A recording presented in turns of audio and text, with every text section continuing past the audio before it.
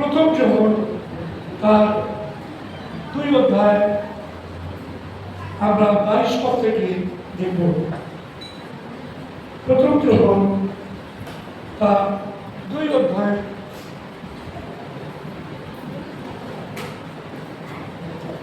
22 পদ থেকে আমরা আলোচনা করব।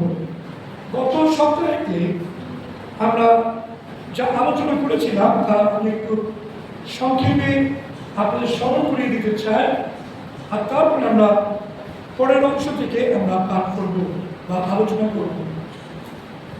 আমরা যখন আলোচনা করেছিলাম আমরা দেখেছিলাম যে যোহন বিশ্বাসীদের বলছেন খ্রিস্টানি আসতে চলেছে, বা তিনি বলছেন অলরেডি খ্রিস্টানি এসে গেছে, এবং তিনি বলছেন যে সেই খ্রিস্টানি সমস্ত বিশ্বাসীদেরকে ভ্রান্ত করার জন্য সে ব্যস্ত রয়েছে, তার কাজ চালিয়ে যাচ্ছে। সেই জন্য তোমরা সেই খ্রিস্টানিদের ভালো করে চিনে নাও, চিহ্নিত করো, যেন সেই খ্রিস্টানিদের দ্বারা তোমরা ফাঁদে পড়ে গিয়ে যেন বিশ্বাস থেকে তোমরা সরে না পড়ো। আর সেটাই যোহন বললেন, এবং খ্রিস্টানির চিহ্ন যোহন উল্লেখ করলেন। তিনি বললেন 22 পদে দেখুন, তিনি বলছেন যে যিশুই যে খ্রিস্ট ইহা যে অস্বীকার করে সে বই আর মিথ্যাবাদীকে। সেই ব্যক্তি খ্রিস্টানি যে পিতাকে ও পুত্রকে অস্বীকার করে। তাহলে যখন পরিষ্কারভাবে খ্রিস্টানির চিহ্ন তিনি প্রকাশ করছেন। প্রিয় ভাই, চিহ্ন হলে আমরা সত্যি উপকৃত হই, আমরা বুঝে নিতে পারি। যখন ডাক্তার কোনো রোগীকে জিজ্ঞাসা করে তার রোগ, তখন কিন্তু তার রোগ জিজ্ঞাসা করে না, কিন্তু জিজ্ঞাসা করে আপনার কি হয়েছে। আর তখন আপনি কিছু চিহ্ন আপনি উল্লেখ করেন, এখানে ব্যথা, ওখানে ব্যথা, ঘাড়ে ব্যথা, মাথায় ব্যথা, জ্বর, কিছু চিহ্ন যেগুলো ভাবছি সেগুলো আমরা উল্লেখ করে থাকি, এবং সেই চিহ্নগুলোর মধ্যে দিয়ে ডাক্তার বাবুরা বলে যে কি টেস্ট করতে হবে, আসলে আমাদের কি হওয়ার সম্ভাবনা রয়েছে। ওকে, সুতরাং যোহন সেই চিহ্ন তিনি দিলেন। তিনি বললেন যে যে কেউ যিশুকে খ্রিস্ট বলে অস্বীকার করে, আচ্ছা যিশু শুধু যদি যিশুকে যিশু বলে মানে তাহলে কি সমস্যা? আর যিশুকে যদি খ্রিস্ট বলে মানে তাহলে কি? দেখো, যিশু সবাই কিন্তু খ্রিস্ট নয়। যিশুর সময়তে অনেকে যিশুর নাম নিয়ে ঘুরে বেড়াচ্ছিল, অনেকে যিশু নামে ছিল, এমনকি বর যিশু বলে একজন জাদুকর ছিল, প্রেরিতের পুস্তকে আমরা দেখতে পাই। সুতরাং যিশু শুধু নামটা কিন্তু কোনো কাজ করবে না, কিন্তু যিশুর সঙ্গে যখন খ্রিস্ট উল্লেখ করা হবে তার মধ্যে দিয়ে বোঝানো হবে সেই যিশু যিনি পিতা ঈশ্বরের দ্বারা অভিষিক্ত। খ্রিস্ট কথার অর্থ হচ্ছে অভিষিক্ত ত্রাণকর্তা। তাহলে যিশুই খ্রিস্ট, তার মানে হচ্ছে যিশুই হচ্ছে সেই অভিষিক্ত ত্রাণকর্তা। এটা যারা স্বীকার করে তারা খ্রিস্টানি নয়, কিন্তু যারা স্বীকার না করে তারাই হচ্ছে খ্রিস্টানি। প্রিয় ভাই বোন, সেই চিহ্ন যোহন উল্লেখ করলেন, এবং তিনি বললেন যে দ্বিতীয় চিহ্নের কথা তিনি বললেন যে যে পিতাকে ও পুত্রকে অস্বীকার করে সে হচ্ছে খ্রিস্টানি। তাহলে কাকে অস্বীকার করছে? পিতাকে অস্বীকার করছে এবং পুত্রকে অস্বীকার করছে, দুজনেই হচ্ছে খ্রিস্টানি। কেননা পিতা এবং পুত্রের মধ্যে সম্পর্ক রয়েছে। যিশু পুত্র হিসাবে বারংবার পিতার কথা উল্লেখ করেছেন, তার শিক্ষার মধ্যে।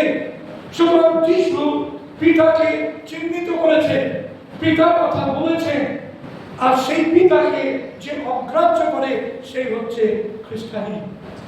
যে পুত্রকে অগ্রাহ্য করে সেই হচ্ছে খ্রিস্টানি। যোহান বলছেন পিতা এবং পুত্রকে যে অস্বীকার করে সেই হচ্ছে খ্রিস্টানি। এবং তৃতীয় চিহ্ন সেটা প্রথম যোহান তার 5 অধ্যায়ের 11 এবং 12 পদ। প্রথম যোহান তার 5 অধ্যায়ের 11 এবং 12 পদ। আর সেই সাক্ষ্য এই যে ঈশ্বর আমাদিগকে অনন্ত জীবন দিয়াছেন, এবং সেই জীবন তার পুত্রে আছে। পুত্রকে যে পাইয়াছে সে সেই জীবন পাইয়াছে, ঈশ্বরের পুত্রকে যে পায় নাই সে সেই জীবন পায় নাই। হালেলুয়া। সুতরাং তৃতীয় চিহ্ন হচ্ছে পুত্রের মধ্যে দিয়ে অনন্ত জীবন ঈশ্বর পৃথিবীতে রেখেছেন। সুতরাং পুত্রকে যদি কেউ না পায় তাহলে কিন্তু সে অনন্ত জীবন পাবে না। তাহলে পুত্রের মধ্যে অনন্ত জীবন রয়েছে, আর সেই পুত্র যিশু খ্রিস্ট। হালেলুয়া। তাই প্রিয় ভাই বোন, আসুন, যখন খ্রিস্টানের চারিদিকে ঘুরে বেড়াচ্ছে ব্যাগের ছাতার মতো এদিক ওদিক নানান মণ্ডলী আপনি দেখতে পাবেন, চমক দিচ্ছে, এবং আপনি পছন্দ করেন এমন শিক্ষা আপনাকে দিতে দিচ্ছে। এই জন্য তিমথিয় পত্রে পৌল বলছেন রাশি রাশি গুরু ধরবে কান চুলকানি বিশিষ্ট। কান চুলকানি বিশিষ্ট মানে তাদের কানে ভালো লাগবে, সুন্দর লাগবে এমন সমস্ত প্রচার তারা করবে, এবং তারা রাশি রাশি গুরু ধরবে। প্রিয় ভাই বোন, আসুন, ভ্রান্ত শিক্ষকেরা খ্রিস্টানি তারা আপনাকে বিভ্রান্ত করবে এবং পুত্রের প্রদত্ত পরিত্রাণ থেকে আপনাকে সরিয়ে নিয়ে যাবে। আপনি আমি যেন সাবধান হই। চলে যায় আমরা 26 পদে, 2 অধ্যায়ের 26 পদ। যারা তোমাদিগকে ভ্রান্ত করিতে চায় তাহাদের বিষয়ে এই সকল তোমাদিগকে লিখিলাম। কাদের বিষয়তে কারা ভ্রান্ত করতে চায়? খ্রিস্টানি ভ্রান্ত শিক্ষক, তারা ভ্রান্ত করতে চায়, এবং তাদের বিষয়তে যোহান বলছে আমি তোমাদেরকে আগে থেকে লিখলাম। ভ্রান্ত শিক্ষকের বিষয়তে, খ্রিস্টানের বিষয়তে তিনি লিখলেন, কেননা অনন্ত জীবন কেবলমাত্র তার পুত্রে রয়েছে। 27 পদে চলে যায়। যোহান পবিত্র আত্মার অভিষেকের বিষয়তে তিনি উল্লেখ করলেন, বললেন তিনি, আর তোমরা তাহা হইতে যে অভিষেক পাইয়াছ তাহা তোমাদের অন্তরে রহিয়াছে। প্রিয় ভাই বোন, পবিত্র আত্মার অভিষেকের বিষয়ে তিনি বলছেন, ভ্রান্ত শিক্ষকদের প্রসঙ্গক্রমে তিনি বলছেন অভিষেক তোমরা পেয়েছ। প্রিয় ভাই বোন, যোহান বলছেন যে তোমাদের পবিত্র আত্মার অভিষেকের প্রয়োজন রয়েছে, এবং তিনি 27 পদে পরে তিনি বলছেন, দেখুন যে তাহা তোমাদের অন্তরে রইয়াছে, এবং কে যে তোমাদেরকে শিক্ষা দেয় ইহাতে তোমাদের প্রয়োজন নাই, কিন্তু তাহা সেই অভিষেক যেমন সকল বিষয়ে তোমাদেরকে শিক্ষা দিতেছে, এবং তাহা যেমন সত্য মিথ্যা নয়, এমনকি তাহা যেমন তোমাদিগকে শিক্ষা দিয়াছে তেমনি তোমরা তাহাতে থাকো। সো এখানে আমরা দেখতে পাচ্ছি একদিকে যেমন ভ্রান্ত শিক্ষকেরা শিক্ষা দিচ্ছে, অন্যদিকে যোহান বলছেন যে তোমরা অভিষেক পেয়েছ।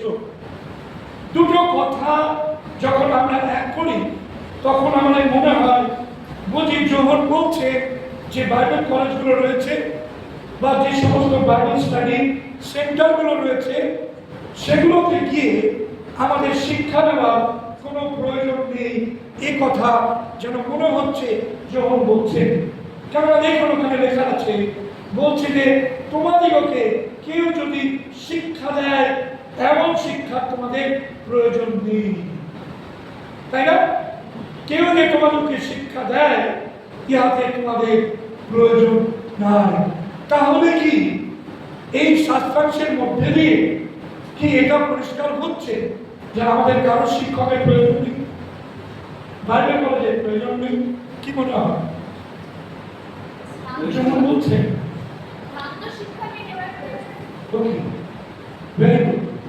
এখানে জন বলছেন যে ভ্রান্ত শিক্ষকেরা চারিদিকে ঘুরে বেড়াচ্ছে, সেই ভ্রান্ত শিক্ষকদের তোমাদের প্রয়োজন নেই। কেননা অনেকে তারা কেবলমাত্র ওই ভ্রান্ত শিক্ষকদের দ্বারা পরিচালিত হয়ে সেই ভ্রান্ত শিক্ষকদের তাদের মাথার উপরে করে রেখেছিল। তারা যা বলতো সেটাই তারা শুনত।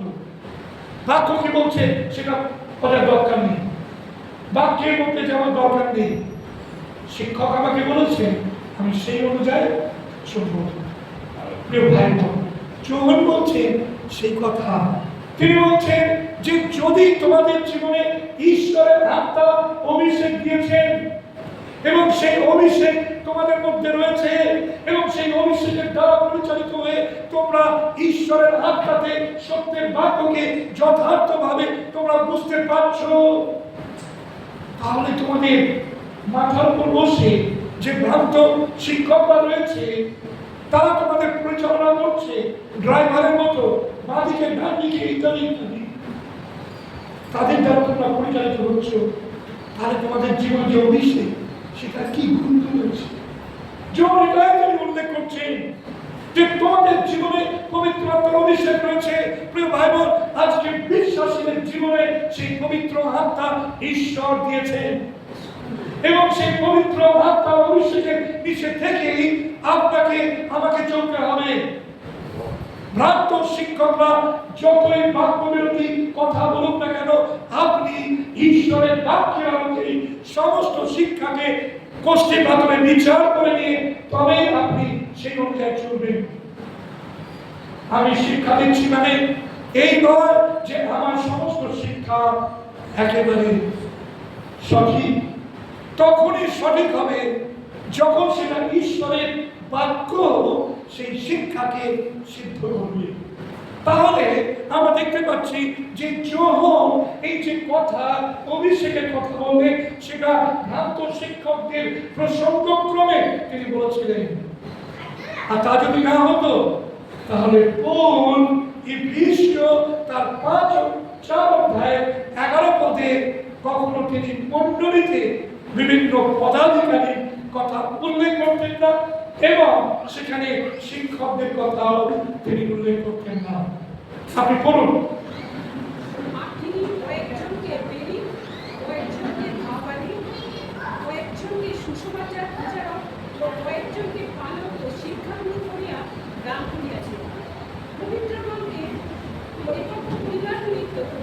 ওকে, তাহলে ওখানে শাস্ত্রাংশ কি বলছে যে প্রভু তিনি কি করেছেন? মণ্ডলীর মধ্যে কয়েকজনকে প্রেরিত, কয়েকজনকে ভাববাদী, কয়েকজনকে পালক, কয়েকজনকে সুসমাচার প্রচারক এবং কয়েকজনকে শিক্ষাগুরু। 5 নম্বর, তাহলে 5টা অফিস মণ্ডলীর মধ্যে থাকবে। ওকে, তার মধ্যে শিক্ষাগুরু রয়েছেন। তাহলে এই যে শিক্ষক বা শিক্ষাগুরু তাদের অবস্থান মণ্ডলীতে থাকতো না যদি শিক্ষকদের এগেনস্টে যোহনের এই বাক্যটা থাকতো। তারা কিন্তু আপনারা পরিচালিত হয়ে কখনো তিনি বলতেন না যে মণ্ডলীর মধ্যে পালক আছে, ভাবাদী আছে, প্রেরিত আছে, সুসমাচার প্রচারক আছে এবং শিক্ষকেরও থাকবে। তিনি ডাইরেক্টলি বলতেন, যখন বলেছেন শিক্ষকদের প্রয়োজন নেই, আপনাদের শিক্ষকদের কোনো দরকার নেই। কিন্তু পৌল পরিষ্কারভাবে উল্লেখ করছেন শিক্ষকদের প্রয়োজন রয়েছে। যদিও শিক্ষকদের স্থানটা এখানে পদাধিকারে সবচেয়ে নিচে রয়েছে, সবচেয়ে শেষে রয়েছে, কিন্তু মনে রাখবেন তাদের অংশ কিন্তু মণ্ডলীতে কম নয়। শিক্ষকদের অংশ কিন্তু মণ্ডলীতে কম নয়, যদিও সেখানে পদাধিকারের কারণে তিনি বলছেন প্রেরিতরা হচ্ছে সর্বোচ্চ, তারপরে ভাবাদীরা, তারপরে পালকেরা, তারপরে সুসমাচার প্রচারকেরা এবং শিক্ষাগুরু সবার শেষে। কিন্তু তারা কিন্তু একেবারে হেয় হওয়ার যোগ্য নয়, ন্যূন করে দেখারও কোনো বিষয় নেই। প্রিয় ভাই বোন, আসুন তাহলে জনের এই বাক্যটা আমরা বুঝলাম যে ভ্রান্ত শিক্ষাক্রমে তাহলে আমাদের শিক্ষকদের প্রয়োজন রয়েছে যারা ঈশ্বরের বাক্য থেকে সঠিক শিক্ষা আমাদেরকে প্রদান করে। হালেলুয়া। আর সেই কারণে পুলপিট থেকে আমরা শিক্ষা দিই, ঈশ্বরের বাক্যের শিক্ষা দিই, এবং যে বক্তারা তারা বাক্য দেয় তারা ঈশ্বরের বাক্য থেকে যথার্থ শিক্ষা দিয়ে থাকে। তাদের জন্য যেন আমরা প্রার্থনা করতে কখনো ভুলে না যাই, যারা আমাদের বিভিন্নভাবে বাক্যের শিক্ষায় আমাদের তুলে ধরেন। আসুন আমরা চলে যাই আকাশ পথ। আর এখন হে বৎসেরা তাহাতে থাকো, যেন তিনি যখন প্রকাশিত হন তখন আমরা সাহসযুক্ত হই। ওখানে কি বলছে? বলছে যখন তিনি প্রকাশিত হন যেন তখন আমরা সাহসযুক্ত হই। এখানে কোন প্রকাশের কথা যোহন উল্লেখ করেছেন? যোহন উল্লেখ করছেন প্রভু যীশু খ্রিস্টের আগমনের কথা, প্রভু যীশু খ্রিস্টের পুনরাগমনের কথা। যখন যীশু মধ্যাকাশে প্রকাশিত হবে, যখন সকল বিশ্বাসীরা এবং তাদের চোখ দেখতে পাবে যে প্রভু যীশু মধ্যাকাশে মুগ্ধ গগনে উপস্থিত হয়েছেন। আর যখন তাই বলছেন হে বৎসেরা তাহাতে থাকো। আজকে প্রভু আত্মা আমাদেরকে বলছেন আমরা যেন প্রত্যেকে বিশ্বাসী এবং প্রভুতে আমরা স্থির থাকতে পারি, আমরা যেন প্রভু যীশুতে অবস্থান করতে পারি। কেননা প্রভু তিনি প্রকাশিত হতে চলেছেন। তিনি যখন প্রকাশিত হবেন তখন আমরা সাহসযুক্ত হব। তখন যেন আমরা সাহসযুক্ত হই। কি করে আমরা সাহসযুক্ত হব? যখন তিনি প্রকাশিত হবে, প্রিয় ভাই বোন, যখন আপনি আমি প্রভুতে জীবন ধারণ করব। হালেলুয়া। আপনি কি প্রভুতে জীবন ধারণ করছেন?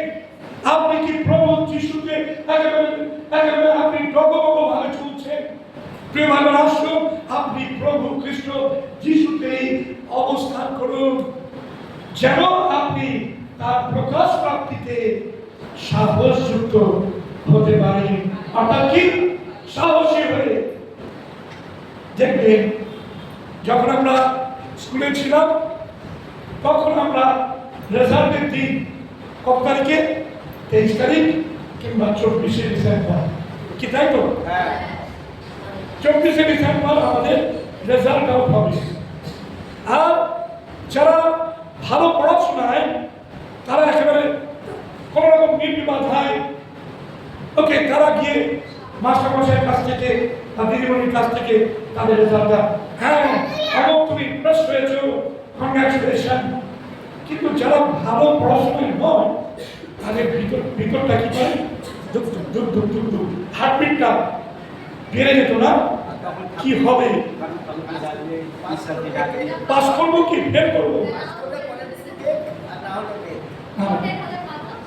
তাহলে মনের মধ্যে একটা সন্দেহ কাজ করতো, কাদের?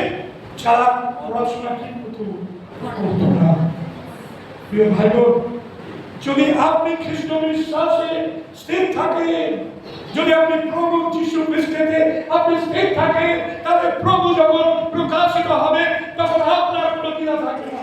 আপনি সাহসী হয়ে প্রভুর কাছে আপনি তার কাছে নিতে হবে। হালেলুয়া। কিন্তু যদি আপনি বিশ্বাস স্থির না থাকে, যদি উল্টো পাল্টা জীবনযাপন করছেন, অবিশ্বাসের মতো চলছে, আর প্রভুর আগমন ঘটে গেছে, পুনরাগমন হয়ে গেছে, তখন আপনার মনে হবে বাবা সত্যি কি আমি যেতে পারবো তো? যিশুর প্রকাশটা দেখতে পাবো তো? একটা সন্দেহ আমাদের মনের মধ্যে কাজ করতে থাকবে। প্রিয় ভাই বোন, আসুন এমন ভাবে আমরা চলি, এমন ভাবে প্রভুতে আমরা জীবন ধারণ করি যেন আমরা সাহস যুক্ত হই। হালেলুয়া। আসুন ভাই বোন, আমরা সাহসী হই যেন প্রভুতে আমরা স্থির থাকতে পারি। আমি দু একটি শতাংশ বলবো। কলসীয় তার 3 অধ্যায়ের 4 পদ। কলসীয় তার 3 অধ্যায়ের 4 পদ কি একজন পড়ুন। আমাদের জীবনস্বরূপ খ্রিস্ট যখন প্রকাশিত হবে, তখন তোমরাও তাহার সহিত সত্যতায় প্রকাশিত হইবে। আমাদের জীবন স্বরূপ খ্রিস্ট যখন প্রকাশিত হবে, তখন তোমরা কি করবে? হ্যাঁ,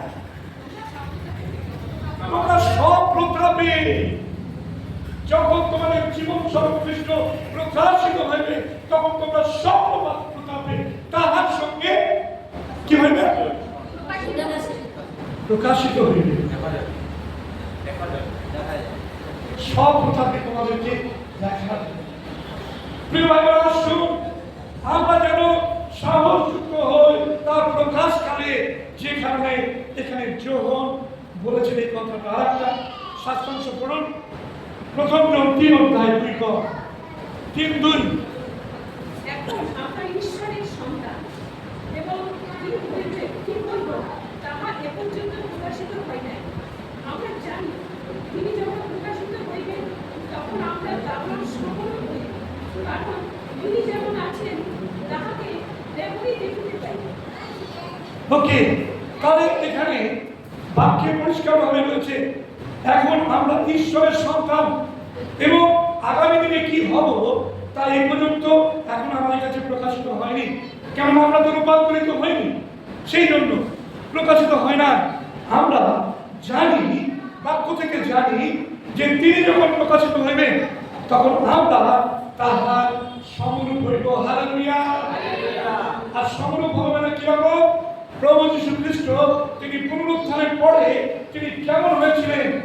তিনি এমন মহিমার দেহ প্রাপ্ত হয়েছিলেন যে তিনি এক জায়গা থেকে আরেক জায়গায় তিনি অন্তরিত হচ্ছিলেন।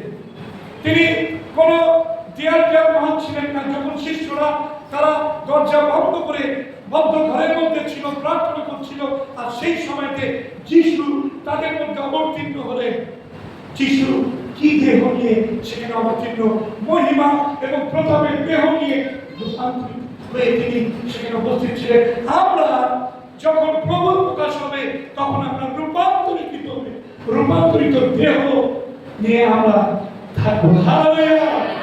সেখানে বলছে প্রভু যখন প্রকাশিত হবে, তখন আমরা তাহার সমরূপ হইব। আসুন ভাই বোন, আমরা খ্রিস্টের সমরূপ হওয়ার জন্য আমাদের আহ্বান করা হয়েছে। নরকের জন্য আমাদের আহ্বান করা হয়নি, আমাদেরকে খ্রিস্টের সঙ্গে সমরূপ হওয়ার জন্য আহ্বান করা হয়েছে। Hallelujah, hallelujah, hallelujah. Praise the lord. আমরা ঈশ্বরের চরণে ধন্যবাদ দিই। আরেকটি পদ করুন, এফেসীয় 3 অধ্যায় 12 পদ। এফেসীয় 3 অধ্যায় 12 পদ। তাহাতেই আমরা তাহার উপরে বিশ্বাস দ্বারা সাহস এবং দৃঢ় প্রত্যয়পূর্বক উপস্থিত হইবার ক্ষমতা পাইয়াছি। আমরা তাহার দ্বারা বিশ্বাস দ্বারা আমরা সাহস প্রাপ্ত হয়েছি। প্রভু যীশু খ্রিস্টের প্রতি বিশ্বাসী ভাই বোনদের আমি চ্যালেঞ্জ জানাই যে আপনি বিশ্বাসে সাহসযুক্ত হন। আমরা সাহসযুক্ত হব। যোহন বলছেন আমরা সাহসযুক্ত হই, আর তাহার আগমনে তাহা হইতে লজ্জিত না হই। 29 পদে চলে যায় আমরা শেষ অংশে। যদি জানো যে তিনি ধার্মিক, তবে ইহাও জানিতে পারো যে কেউ ধর্মাচরণ করে সে তাহা হইতে জাত। প্রিয় ভাই বোন, আসুন, যে ধর্মাচরণ করে সে তাহা হইতে জাত। তাহা হইতে জাত। কার মধ্যে দিয়ে জাত? ঈশ্বরেতে জাত, প্রভু যীশু খ্রিস্টেতে জাত তারা যারা ধর্মাচরণ করে।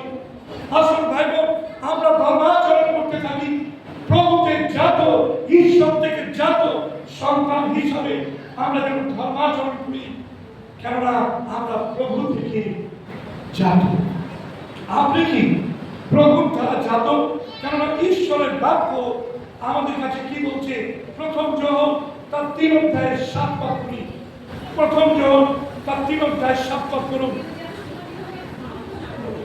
যে ধর্মাচরণ করে সে ধার্মিক, যেমন তিনি ধার্মিক। যে পাপাচরণ করে সে দিয়াবলে, কেননা দিয়াবল আদি হইতে পাপ করিতেছে। ঈশ্বরের পুত্র এই জন্যে প্রকাশিত হইলেন, যেন দিয়াবলের কার্য সকল নিয়োগ করে। আমরা পড়লাম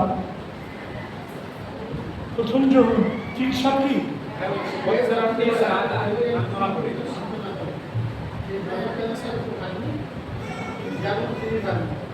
ওকে, বৎসেরা, যে কেউ তোমাদেরকে ভ্রান্ত করে, সে ধর্মাচরণ করে, ভ্রান্ত না করে, সে ধর্মাচরণ করে, সে ধার্মিক।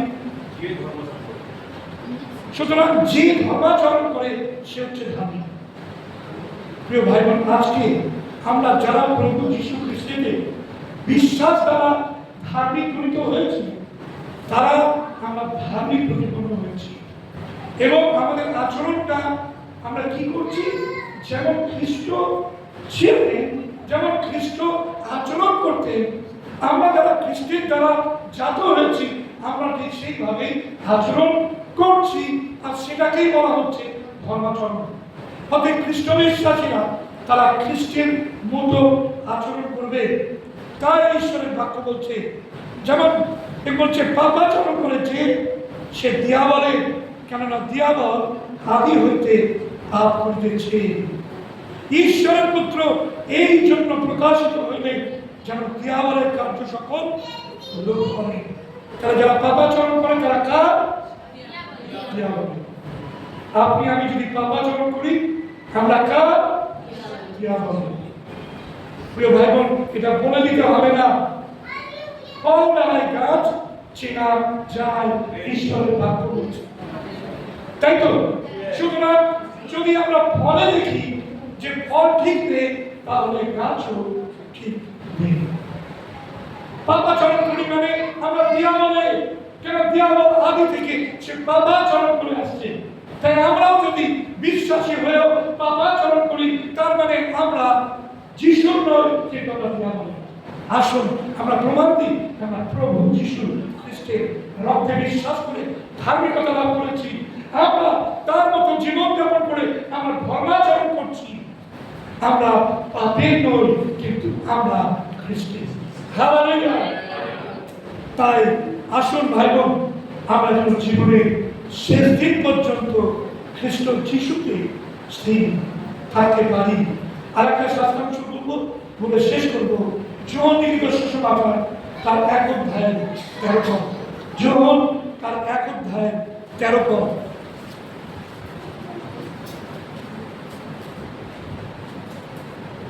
তাহারা রক্ত হইতে নয়, মাংসের ইচ্ছা হইতে নয়, মানুষের ইচ্ছা হইতেও নয়, কিন্তু ঈশ্বর হইতে জাত। তাহারা মাংস হইতে নয়, মাংসের ইচ্ছা থেকে নয়, মানুষের ইচ্ছা থেকে নয়, কিন্তু ঈশ্বর হইতে জাত। হালেলুয়া। আপনারা আমরা সকলে আমরা ঈশ্বরের দ্বারা আহুত হয়েছি, তাতে আমরা জন্মলাভ করেছি। যোহনে বলছে ঈশ্বর আকর্ষণ না করলে কেউ যিশুর কাছে আসতে পারে না। অতএব ঈশ্বর তিনি মনোনয়ন দিয়েছেন, তাই আপনি খ্রিস্ট যিশুর কাছে আসতে পেরেছেন। আপনি কার থেকে জাত? ঈশ্বর হইতে জাত। আর যখন ঈশ্বর হইতে জাত, তখন আপনি সেই ধর্মাচরণ করবেন, ঈশ্বরের থাকবেন। প্রভু আমাদের প্রত্যেককে আশীর্বাদে পরিপূর্ণতা প্রদান করুন। আমরা মাংস থেকে নয়, আমরা মানুষের ইচ্ছা অনুযায়ী নয়, কিন্তু আমরা ঈশ্বরের ইচ্ছা অনুযায়ী। যদি মাংস থেকে জাত হতাম, তাহলে কোনো না কোনো লোভে পড়ে আমরা খ্রিস্ট বিশ্বাসে আসতাম। যদি আমরা মানুষের ইচ্ছা হতে যদি আমরা হতাম, তাহলে কেউ না কেউ আমাদের বলতো যে যাও, তুমি চার্চে চলে যাও, আর আমরা তাদের কথা অনুযায়ী চলে আসলাম। কিন্তু আমরা না কেউ আমাদেরকে বলেছে, না আমরা নিজের মানুষের ইচ্ছাতে যিশুর কাছে এসেছি। আমরা এসেছি প্রভু তিনি আমাদের প্রত্যেককে আহ্বান দিয়েছে। হালেলুয়া! আমরা জানতাম না তাকে, কিন্তু প্রভু নিজে তার পরিচয় আমাদের কাছে জ্ঞান করেছেন। তিনি না কোনো না কোনো ভাবে যখন দেয়ালে আমাদের পিঠ থেকে গেছিল, তখন প্রভু শরণাপন্ন হয়েছি, আর প্রভু তার পরিচয় আমাদের কাছে জ্ঞান করেছেন। আমরা ঈশ্বরের ইচ্ছা অনুযায়ী যত, আর এই কারণে আমরা ধর্মাচরণ করব, সাহসযুক্ত হয়ে আমরা তার সামনে উপস্থিত হব। আসলে ভাই বোন, আমরা চোখ বন্ধ করি, মাথা নিচু করি এবং প্রার্থনা অবনত করি।